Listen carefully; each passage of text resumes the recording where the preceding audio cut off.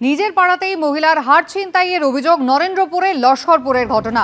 গতকাল বিকেলে বাইকে করে এসে দুই দুষ্কৃতী মহিলার সোনার হার ছিনতাই করে পেছন থেকে এসে হার ছিনতাই করে তারা চম্পট দেয়। সোনারপুর থানায় অভিযোগ দায়ের হয়েছে। পেছন দিয়ে যারা কাজে বের যাচ্ছিল তারা চিৎকার করছিল এবং সামনে পরিবারের ছেলেটা হাঁটার পথে কিন্তু এত স্পিডে গেছে ওরও কিন্তু জ্বালা করছিল।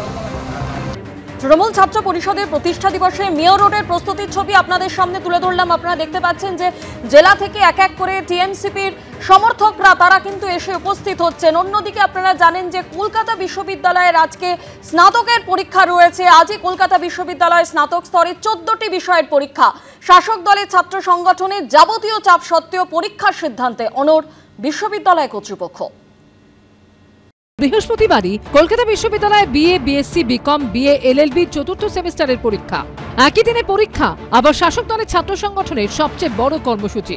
আর এই নিয়েই কলকাতা বিশ্ববিদ্যালয়ের অন্তর্বর্তী উপাচার্যের সঙ্গে তৃণমূল ছাত্র পরিষদের সংঘাত দীর্ঘদিন ধরেই চরমে। পরীক্ষা তো হবেই, যেমন হবার তেমন হবে। আমি তো বলবো ভয়ও যেমন ছোঁয়াছে, সাহসও তেমন ছোঁয়াছে। কন্ট্রোলার সবাই সাহস অর্জন করেছেন। ছেলে খেলা তো নয় এটা। আমরা এরকম একটা কারণের জন্য আমরা এরকমভাবে পরীক্ষা পিছুতে পারি না। কেউ যদি ভেবে থাকে যে পরীক্ষা থাকার জন্য আমাদের 30-40-50 হাজার ছাত্রছাত্রী কম বেশি হলে তার আমাদের সমাবেশ ভণ্ডুল করে দেবে, তবে সে তার দিবা স্বপ্ন দেখছে। এই ভাইস চ্যান্সেলর রাজনৈতিকভাবে নিজের স্বার্থ চরিতার্থ করার জন্য এটা করেছে। বৃহস্পতিবার কলকাতা বিশ্ববিদ্যালয়ের 81টি সেন্টারে 14টি বিষয়ের পরীক্ষা রয়েছে। পরীক্ষার্থীর সংখ্যা প্রায় 30,000। যাতে সুষ্ঠুভাবে পরীক্ষা নেওয়া যায় তার জন্য কলকাতা বিশ্ববিদ্যালয়ের তরফে কলকাতা পুলিশকে চিঠি দেওয়া হয়েছে বলে সূত্রের খবর। কৃষ্ণেন্দু অধিকারী, আশাবুল হোসেন ও হিন্দলদের রিপোর্ট, এবিপি আনন্দ।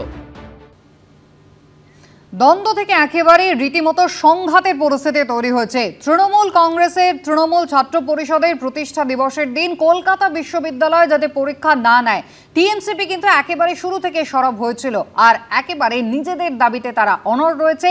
দিনের পর দিন আক্রমণ শানিয়েছে ক্রমাগত। শুরু থেকেই 28শে আগস্ট পরীক্ষার দিন বদলের দাবি জানিয়ে আসছে তৃণমূল ছাত্র পরিষদ। পরীক্ষার দিন বদলের আর্জি জানিয়ে কলকাতা বিশ্ববিদ্যালয়কে চিঠি দেয় শিক্ষা দফতরও। একাধিক কলেজের অধ্যক্ষরাও উপাচার্যের কাছে চিঠি লেখেন 28শে আগস্ট পরীক্ষার দিন বদলের জন্য। এই নিয়ে মুখ্যমন্ত্রীর হস্তক্ষেপ দাবি করে শিক্ষামন্ত্রীর কাছে চিঠিও পাঠায় অধ্যক্ষ অধ্যাপকদের একটি সংগঠন। কিন্তু কলকাতা বিশ্ববিদ্যালয়ের অন্তর্বর্তী উপাচার্য শুরু থেকেই নিজের সিদ্ধান্তে অবিচল থেকেছেন। জানিয়ে দিয়েছেন পরীক্ষা হবে পরীক্ষার জন্য নির্ধারিত দিনেই।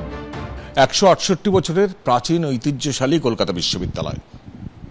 আপনার রয়েছে উপাচার্যের ঘরে দেয়ালে 55 জন উপাচার্যের ছবি, ব্রিটিশ জামানা থেকে হাল আমল পর্যন্ত।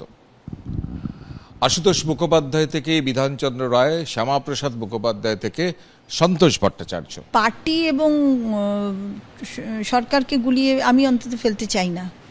গুলিয়ে যাবার মতন বহু কারণ আছে, কিন্তু আমি গোলাতে চাই না।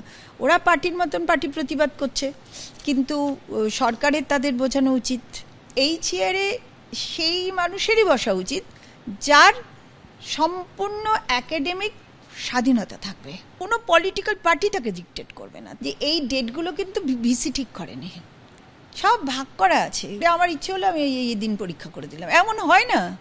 এই পরীক্ষার জন্য বিভিন্ন মানুষজন, এক্সপার্ট মানুষজন বসে কাজ করেছেন। এর একটা ডেট এদিক ওদিক করা মানে ভীষণ বিপদ, ভীষণ মুশকিল। পরীক্ষার দিন না বদলানোই শুরু থেকে অন্তর্বর্তী উপাচার্যকে আক্রমণ করেছে তৃণমূল ছাত্র পরিষদ।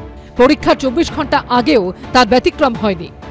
উনি তো নিজের প্রভুদেরকে সন্তুষ্ট করলেন। কলকাতা বিশ্ববিদ্যালয়কে পরিচালনা করার মতন যোগ্যতা ওনার কোনোদিনই ছিল না। সিভি আনন্দ বোস জোর করে ওনাকে ওই চেয়ারে বসিয়ে রেখে দিয়েছে। কৃষ্ণেন্দু অধিকারী, আশাবুল হোসেন ও হিন্দলদের রিপোর্ট, এবিপি আনন্দ।